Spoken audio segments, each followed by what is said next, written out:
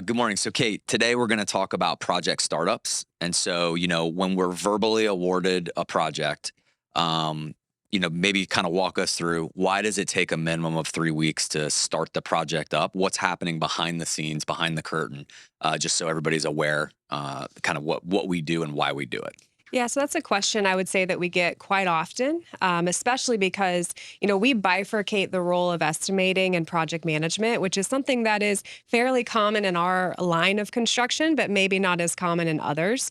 So the actual project team that will be the ones constructing the construction project, they are not the ones that did the estimating portion. So that involves us having to really communicate with our pre-construction team and get them aligned with the operations team. So there is a little bit of a process that goes into that from a Beta Bay perspective, where we do what's called an actual binder handoff. So that binder handoff meeting that we do with our teams is really that kickoff of getting the project from estimating over to the operations team. So usually that takes about 2 or 3 days once we've gotten the verbal award from the client that this will be our project. The reason it takes a few days there is that we're really trying to make sure that we are adequately handing off the information. Obviously, when you've gone through the estimating process, you've had 3 or 4 weeks to really get acquainted with the project, to talk through nuances associated with that. You've kind of established a rapport between the estimator and the client. And now we want to hand off that rapport and hand off those details as efficiently as possible to the project team.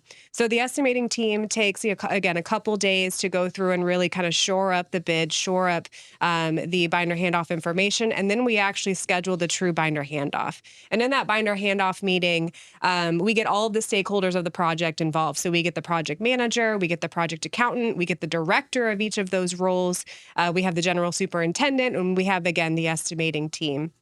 Usually an executive or two will sit in those meetings as well, just to really kind of hear some of the details of that project. But that binder handoff meeting is that first taste of the project that the operations team is going to get. And from there, they can then take it and start to evaluate the project and actually start to buy out the subcontractors. Gotcha. And so from a project team standpoint, how is that project team identified? What's the process of, and specifically like project managers, superintendents, the resources associated with that? How do you guys as an ops team make that decision? Yeah, so resource allocation is probably one of our tougher jobs, if you will. There's always a lot of moving parts. And so what we try and do is first and foremost, we assign the project manager. They are the ones that we first pay attention to try and align not only their experience, their skill set, their communication style with the project, the location, and the client. We try and align those variables together. We also have to look at what capacity they have, how many jobs they've just started, how many jobs they're closing out. And we really take all of that into account. And we assign the project manager about 3 days before the binder handoff. Then after the binder handoff, once we then get a really shored up start date, then we start to evaluate the superintendent. So the superintendent is usually assigned to the project probably a week or two before the confirmed start. Confirmed start meaning we have all the subcontractors signed up, or at least the major trades that are going to need to be needed to kick off the project. We have the permits in hand, we have utilities set up, and we're pretty much ready to go. Then we assign the superintendent, and it's kind of a similar fashion. We think through experience, we think through location, we think through kind of where they are from a capacity standpoint, and we try and again build that team. From a project accountant standpoint, they are always assigned to the same project manager. So when you get assigned a project manager, you will always have that same project accountant that kind of builds up that internal operations team, and the subcontract or the superintendent, excuse me, gets added on again a week or two before the project. So I definitely get asked this question a lot, and I have a boilerplate answer because we believe in the answer, but maybe you could just say it in a different way or the same way. When a client says, hey, I'm having a good experience with so and so on our project in Lakeland. Can I have them for the project in Atlanta? What would you say to that Yeah, request? so I would say I fully see it from their perspective. When you're evaluating communication styles, what that usually means is the project manager that I'm working with complements my intended communication style and the way that I would like to be communicated to, whether that's communicated verbally, communicated consistently, communicated via email. As a client, that's usually what you're saying. You're saying, I like the way this person communicates with me. I like the way that they're managing this project. And while, yes, we agree with that, our ultimate goal is that really no matter which project manager you work with at Beta Bay, you have a similar experience. It might mean that you have to make a couple concessions here and there, but the ultimate goal is if you can really clearly communicate how you want to be communicated to on statuses, how you want to work through issues, all of our project managers are able to adjust to that. And they're all providing a similar experience to the client. And so our goal is that, well, yes, we want to align you as much as possible with somebody that you enjoy working with. We're really hopeful that of all the 8, 9, 10 project managers that we have, that you can see the value in each one. It's really for us the best way that we can continue to manage at the capacity and the volume that is our strategic vision to manage at. And so if you're a developer that has 4, 5, 6, 7 projects, we really need to make sure that we're able to spread that wealth, that we're able to bring in 2 or 3 project managers that are able to get well versed in your deals in order to make sure that we can adequately manage them for you. You're going to really quickly, overdo it with one project manager if you try and ask them to manage 6 or 7 projects. Right. So that's our ultimate goal. That's also why we have directors that are involved in the projects at the same level really as the project manager. So at any time, if you have a different or want a different communication style, you can always go direct to those directors and they should be able to kind of bridge some of those communication gaps. And so maybe I'm jumping ahead a little bit, but kind of touch on, so if there's a situation I'm thinking about, Jeff, one of our really good supers that used to work with us, and he ended up having to move back to Utah for family reasons, talk through what happens at the project level when that happens. You're 60% done with a project. It's been going pretty well. Now all of a sudden you hear that a superintendent is no longer going to be on there and you're bringing a new guy in. As a client, you're nervous, right? Are we in jeopardy of delivering properly? What does the superintendent tell the new guy? Like those kinds of questions and concerns. So what do we do behind the scenes to manage that? Because that's our concern as well, right? We acknowledge that exists. And so what are we doing and why are we doing it? And kind of maybe talk through that so the audience is aware. Yeah, so we will never intentionally transition a project team. We fully agree that whoever starts the project, if they are still the best suited and they're succeeding at that project, they should be the ones to see it through fruition.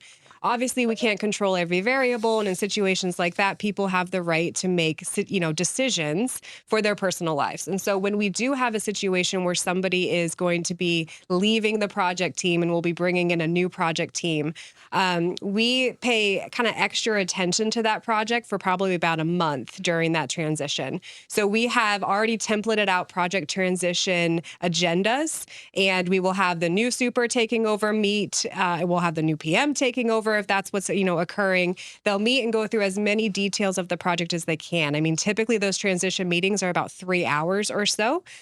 We will also keep that project on a status red. So we have 3 different statuses when we're evaluating how the current level of a project. We have green, yellow, and red. Red really just means that it's kind of hyper-focused. You've got, I'm involved in it. You've got the director involved in it. You got the general super. You got the field leader. You got the super PM. You have your normal project team as well. We're all just paying a little bit more attention to that project to get it out of the red zone. So anytime we're transitioning a team member on that project team, that project stays in the red zone for a couple of weeks. So that way we're all just paying a little bit more attention to make sure that they get kicked off really well. And again, it kind of speaks back to our internal processes as well, because we focus a lot on making sure that each project is really managed in a similar way. There's not a big learning curve as far as how are the subcontractor commitments written? Where do we find that information? How is the job site trailer set up? Who do we go to for permitting information? What's going on with the schedule or the look ahead? All of that is strategized and strategically the same on every single one of our projects. So when you come out and you take over someone else's job, it's pretty straightforward to know where you're going to find all those main variables that you need in order to be successful. You do have to do some research. You have to take some time to really get yourself engaged ingrained into it. But once you do that, it's consistent enough that you should be able to kind of hit the ground running and finish out the project. I also think, when you're talking about that, we made the conscious decision to hyper focus on certain profiles, right? The storage, the car wash, the fuel. I know we're working on a couple for kind of in the future. But would you agree that having those profiles reduces the complexity when there is a transition? So yes, they're dealing with the process, they're catching themselves up to speed, but they're not necessarily transitioning profiles because they probably have done a storage project, done a fuel project, something like that. Do you agree with that? Yeah, I mean, that's ultimately our goal, Right. especially when we're having a transition. If we can get kind of one of our more experienced within that exact project type, if we can get one of those individuals to take over, we will for sure. It just makes it a little bit easier. At the same time, again, the way that we're structured and the levels that we have, let's say you're a superintendent who has only maybe done one car wash and you're being asked to take over another car wash. You are already paired up with a field leader who is experienced in car washes. And so again, we ask for that hyper focus, that red zone from all of the actual extra support layers of the company, of the team, to really just help guide that new superintendent. And we encourage the questions. So yes, 100%. And when and if we can, absolutely, we'll be putting on somebody who is really more of an expert in that particular segment. But even when we don't, we really feel like we have a really good support team around our project teams, and we're very open to them asking questions. So sticking with the startup and go back to maybe what you just said. So from the superintendent standpoint, you've got a director of field operation, a director of field, and then you've got, you said pod leaders or field leaders, and then you have supers underneath them. So just touch on that again, the strategy associated with that. And then how do they communicate? Do they talk weekly, monthly? Just kind of what is that interaction and the hierarchy of that and the why behind it? Yeah, so we have a general superintendent. And then under him, he has, I want to say, 4 field leaders. And then each of them have pods under them, which is anywhere from 5, 6, 7 superintendents, just kind of depending on the timing. They are positioned together, usually based on geography and project type. So they do transition every now and then. That also just kind of makes sure we don't end up with any cliques, if Yeah. you will. We're kind of making sure we're spreading it around. They touch in weekly. So they have a weekly agenda that the field leaders will call their superintendents and just check in, hey, how's your schedule going? How's it going communicating with your project manager? Are you having any issues on site that you want to talk through? How are you doing personally? Anything going on with you? Right? They just kind of check in really from a 360 perspective. And then they can relay information, around if needed. So they, as the field leaders, they do, I believe it's bi-weekly meetings where they all as a team get together and kind of talk through, hey, what's the vibe in the field? What are we hearing about? What are some concerns? Are there any subcontractors that we're having concerns with across the board? What can we do to support that subcontractor to get them through this time? Are we having any concerns with the way the project management team is communicating with the superintendent team? So again, they're there to bridge that gap and to not make it be one person, being that general superintendent, not making it his entire job to be able to have a full pulse on 25, 30 superintendents. That's just a lot for one person. So this allows them to be able to kind of share that. Cool. Go back. I know from a startup standpoint, we're talking a lot about project managers. We're talking about superintendents. I understand in terms of directors and executives and kind of like how we all share in the project so that when transitions happen or if issues come up, we're able to manage them better, more effectively, quickly. Specifically related to project accountant. When I think project accountant, I think accounting, just because of the name. But I know that it's kind of a little bit of a morph into a project coordinator type position as well. Would you maybe just touch on what does project accountant mean at Beta Bay? Is it similar to a project coordinator? I know you said there's one project accountant for 2 p.m., so that's kind of like how that gets divvied up. But maybe just talk about that role and what they do and why it's important.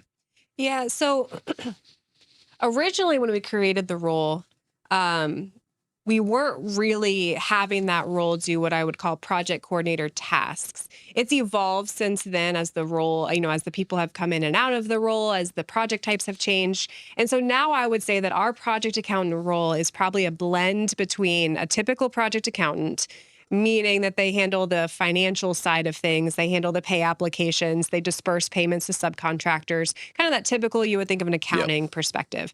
They also, I would say, do a portion of project coordinating. So that's where they're setting up the general conditions on the job site. They are getting the builder's risk insurance. They're tracking the COIs.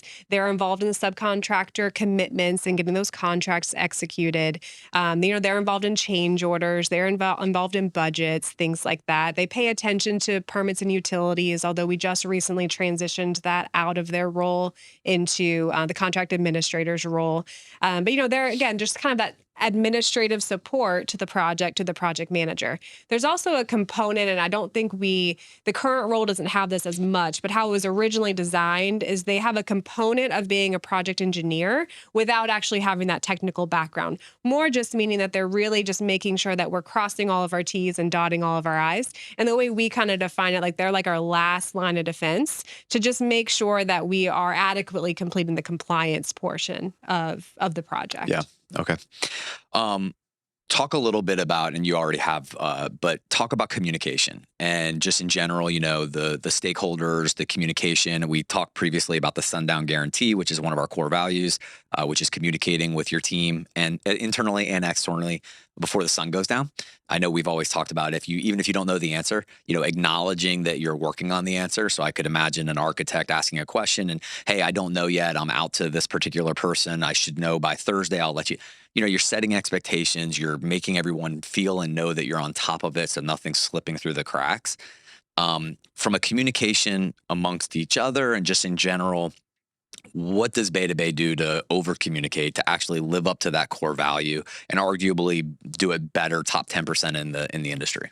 Yeah, so I think kind of utilizing the project startup is a really good example of that because it's a really short amount of time, right? Usually you're getting awarded a project and you want to start somewhere within 3 weeks, 4 weeks max, just depending on if everything's ready. So using that as an example, there are probably 7 or 8 touch points among the project team in that 3-week span, right? You've got the binder handoff that you get everybody together. You've then got 2 qualification meetings that happen after that binder handoff. And the qualification meetings are really when you dive into the details and you get a chance to ask the estimating team, hey, why did you carry this? Why did you go in with this sub? Hey, I'm noticing on the plans it's asking for this, but I can't tell if it's carried in this bid or is it in your bid? Is it inclusions, exclusions? Things even like, hey, did the client talk to you at all about this? I'm experiencing this. What have they already told you? Just to make sure we're not getting some of that overlap. So we have, I would say, we have those 3 meetings. We have a super kickoff meeting where, again, we get the project team together again, and we go through all those same details again. So when it comes to project startup and when it comes to communication with the stakeholders, it's really about over communicating and keeping it all very, very clear and very linear is the way we like to describe it, right? So when we have our compliance coordinator trying to help get us set up from a permitting perspective, if you look at her emails, they're very, very bulletized, right? They go through and they're very easy to quickly read and see whose court is this issue in and when does it need to be resolved. And I think that when you're trying to start a project and you're trying to communicate with so many different people, that's exactly what you need. Everybody's busy and they've got a lot going on. So the more that you can just very clearly communicate whose court it is in and make sure the timeliness is being followed up on in the way that it needs to be, I think that's how you really are able to be legendary in getting a project kicked off, despite how many stakeholders there are in that process. And then from a communication to the client specifically, I mean, I know we do weekly reports. Is there any other kind of communication that we standardize or try to standardize just externally as well?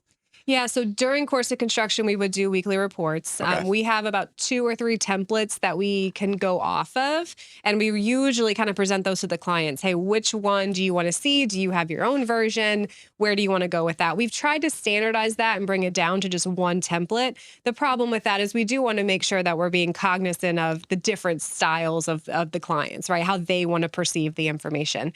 So outside of weekly reports, that's probably our most standardized way from an external standpoint. Of course, there's weekly calls that are often scheduled as well. To communicate the project team, we send out a meet the team document that literally goes through and shows the picture, the name, and the email address of all of the project team. So you got the PM, the super, the PA, and then you got their full directors around them. So the way I like to describe that is, in most other instances, when you're dealing with a GC, you really are talking to the project manager and the super. That's about who you're speaking with. And in this instance, you've got, 8 people who are stakeholders in the project and typically know to the same level as the project manager the issues that are going on. And I think that just kind of shows that we are really trying to support the project manager and make sure that we're able to complete the project as a team. But that also means you have to really focus on the communication. So no, from a client perspective, really those weekly reports, we can do weekly calls, and then we really just hope that there's a good relationship between all of those parties and the client. So if there's any questions or concerns, we can all just jump on a call and have a conversation. It's funny because, my angle comes more from a pre-construction standpoint, but I know at times, you'll have clients say, man, this is annoying. I don't want to talk to 8 different people. Oh, yeah. And I kind of, at some level, I understand that. At another level, I know that we don't do work with clients that we aren't planning on doing at least, 2 to 4 a year at a minimum. So that by nature means that you need to be able to scale. So I kind of like compare it to, well, if you're telling me that you would prefer to only talk to one project manager to do 4 projects, how many things are going to slip through the crack? Because that's not scalable. That's not sustainable. I found that to be an interesting conversation. But again, look, the truth is that everybody just cares about the project you're dealing with now. So anything we can do to continue to keep the right things in between their ears or their brain, or know that you're following up. And even when something goes wrong, right? We've always said you over communicate and it usually solves itself. So I know that's kind of our mentality and seems to be working. Going back to the project start, I go back to the analogy of flying an airplane, and we've said this a few times, but when you think about a pilot, right, the most important job of a pilot is to take off and to land. So as a synonym or analogy is the project startup and the project closeout. The course of construction is when you're at 30,000 feet, and you might need to make a few adjustments here and there, but that hopefully is not the lion's share of where all of your work is coming in. On the front end side, I know, one good thing I think that happened with COVID is in our schedules, we started putting procurement logs in there. We're very hyper-focused on the critical dates and milestones. And if clients have those, we add them as well. Can you maybe touch on some of the unique items in a project schedule from Bay to Bay? Things like ATP, they're acronyms, right? ATP, DOC, NTP. What do all those acronyms mean? Why are they in there? How does that track? What is the communication behind that? I know that was like 7 questions in one. So yeah, schedules are important. And during that startup phase is when we go through and start to build our construction schedule. We do build in procurement time, so that way we're making sure that our predecessors and successors within the Microsoft project schedule are set up correctly. So if we get a delay on material, it's going to adequately show how that's going to push out potentially the schedule, and then we can work on bringing that in. But what we really focus on too is making sure, again, that we are all on the same page from a GC client subcontractor perspective, right? So all 3 of those components are fully aware of what the timing is from the construction project. And the only way to do that is to be very, very clear on what your official start date is. So this industry is full of acronyms. They're just everywhere. And when you first start in the industry, if you're new, to just be patient, you'll get there. But there's ATP, NTP, DOC, and NOC, right? And all of those 4 terms, all predicated around what day did you start, basically.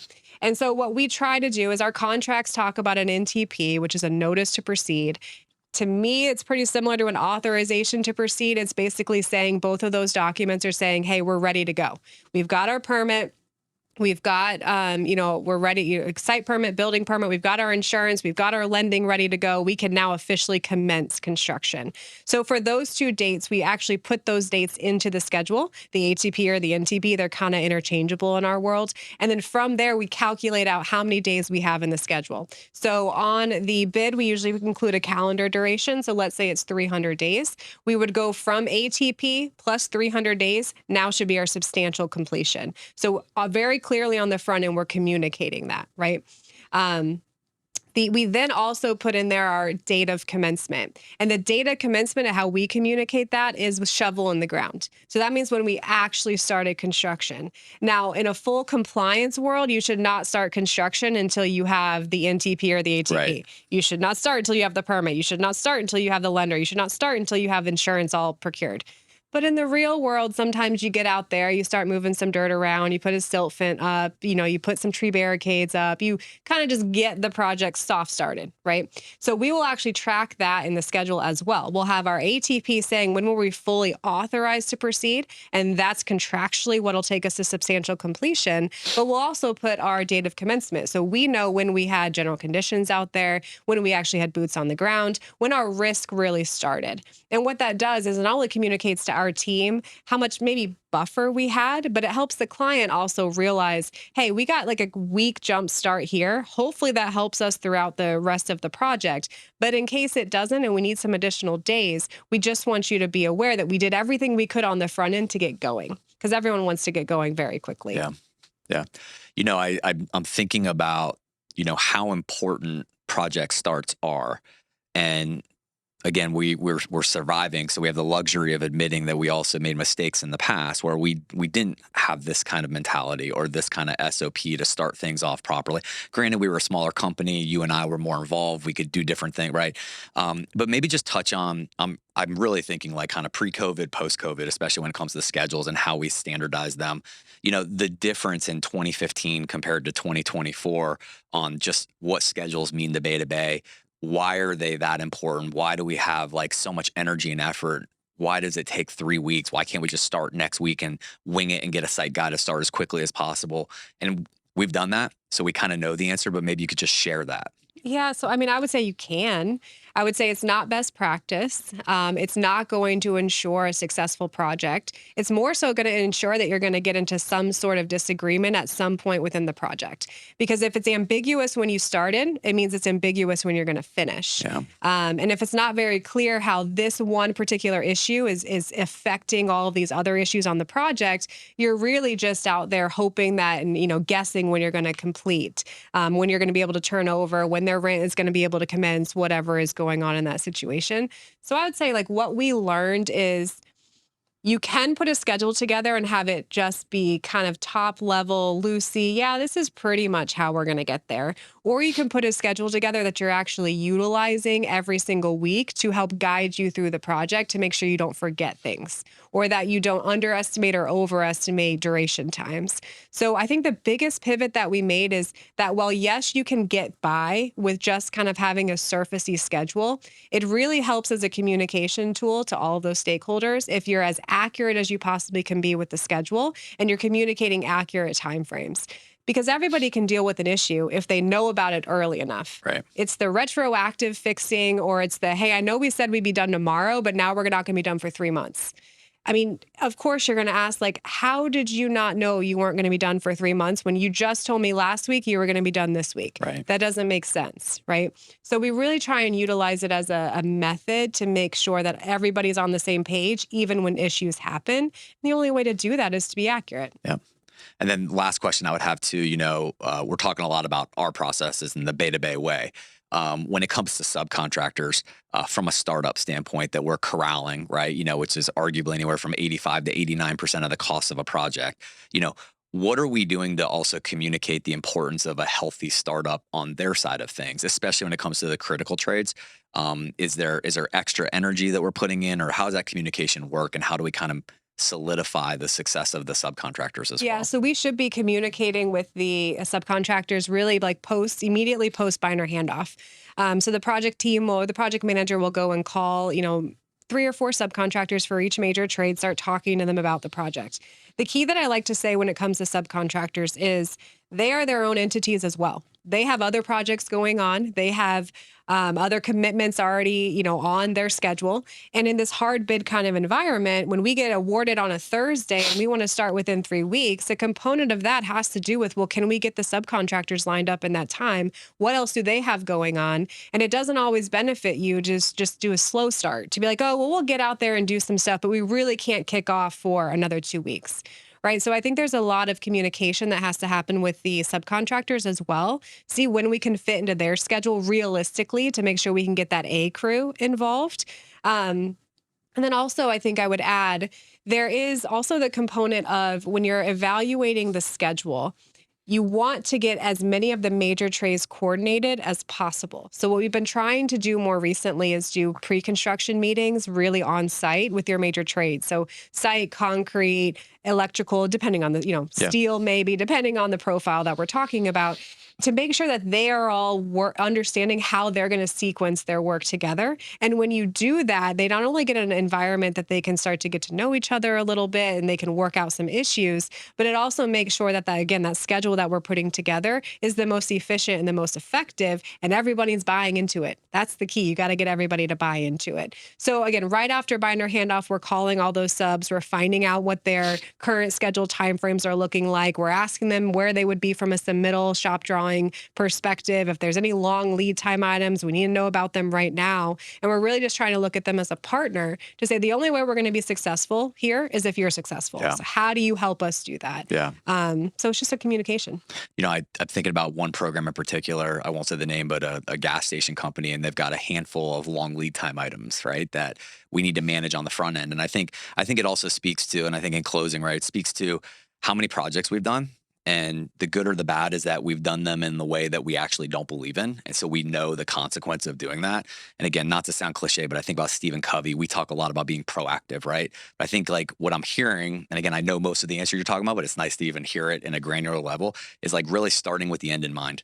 And so I think having that proactive mindset, starting with the end in mind, helps achieve what we're trying to do, which is hit schedules, hit budgets, be a volume-based contractor, be sustainable, be scalable, kind of do it again, and again, and have a little bit of fun along the way. Yeah, agree. Cool. Fully. Thank you, Kate. Yeah.